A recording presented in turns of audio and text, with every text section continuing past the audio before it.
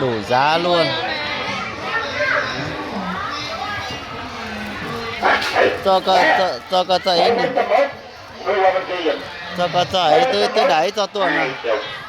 30, 40, 60, 45k. 101. Ôi giời ơi.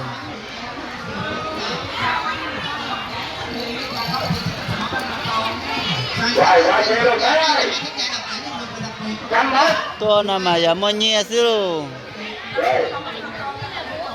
Chỉ mua nhẹ mà tôi nào mà chỉ bớt thua luôn.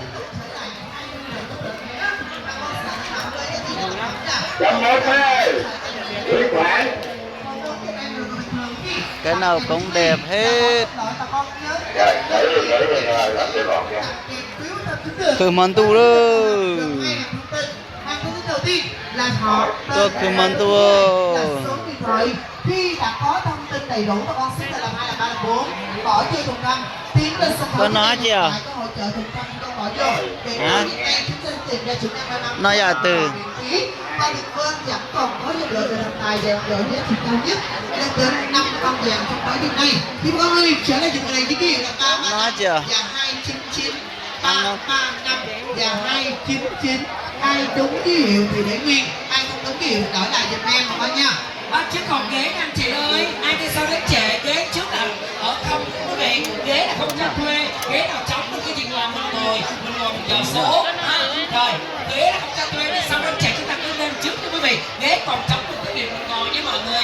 Rồi bây giờ mọi người ơi hãy vào trong đều một và 5 giường để mới Nam vào bọn một sẽ bắt đầu mọi thử cho vòng quay này rồi tiếp tục một đêm nay ai sẽ là chủ nhân của một chú bò sáng dễ thương, ai sẽ là chủ nhân của cuộc quay thật này 5 quân vàng đêm nay. Rồi bây giờ chúng ta cùng chuẩn bị nhá. Rồi chúng mình mới đang sẵn sàng chưa? Ủng hộ cho Nam đi mọi người để là Nam bắt đầu chúng ta sử dụng một quay và chốc lát nữa chúng ta sẽ có một vòng quay thần tài là 5 quân vàng chân gà và một con bò bốc thăm khuyến mại hoàn toàn miễn phí từ Lotoso Tân Bình trồng tới đêm nay quý vị nghe.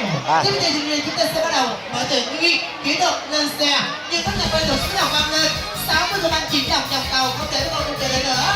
Nhanh trai đầu ngược thế người này để kịp giờ số gì tiếp tục cầu trăm con xếp lại con xếp lại nha, đừng bỏ xếp gì cho. Rồi tiếp theo điều này bài xong chưa ai là số kỳ đây số kỳ ra vé cuối được bạn em ơi, vé cuối được bạn ai còn một vé vô cả bánh tay giùm em ghi để nhìn thấy phục vụ nhanh hơn luôn.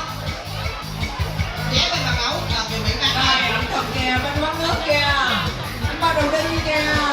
vé cuối được bạn kìa Từ Dương ơi, vé cuối được bạn kìa chứ ai kìa đó đúng rồi.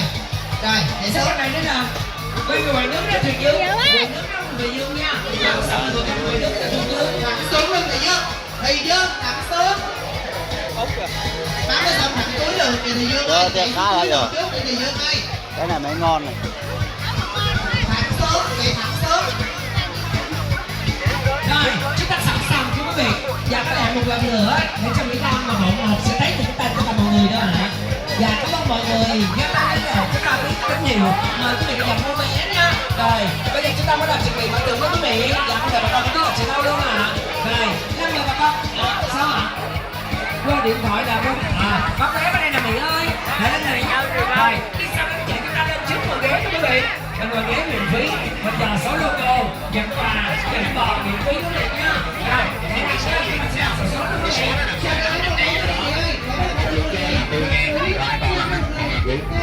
Khuyến mãi ra một lần nha, chưa trúng được khuyến mãi, ai chưa trúng là được khuyến mãi, còn ai trúng rồi là không có khuyến mãi.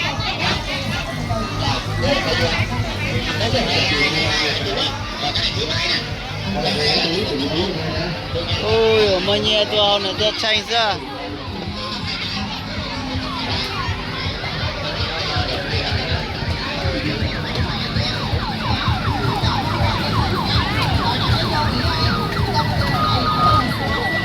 Tôi nán tôi hiểu tôi đó mà chỉ có tuổi luôn.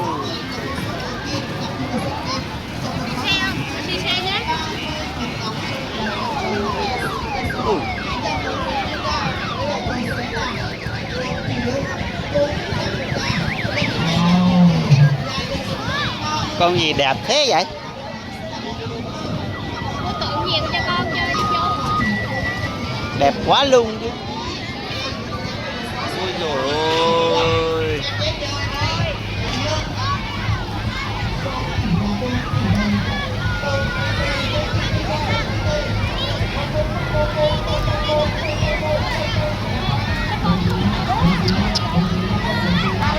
Chỉ bớt thua luôn. Có từ là tranh cho luôn. Đá lì thế nào là tụ không máu. Cho chế ở đó chạy ra tôi tìm cậu bố tê.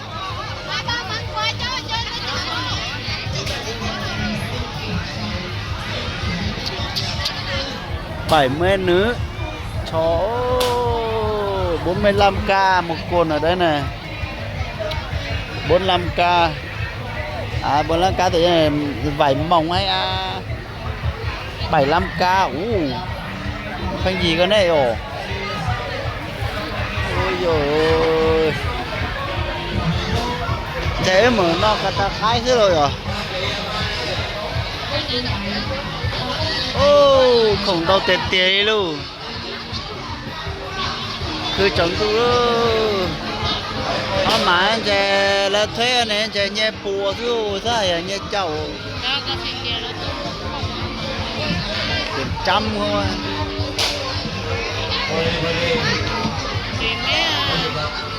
Ba cái 20.000, ba cái 50.000. Có nào đó là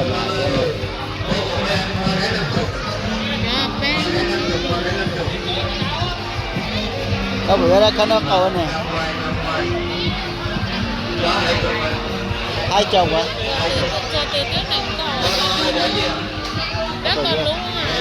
Tú lên đấy mà.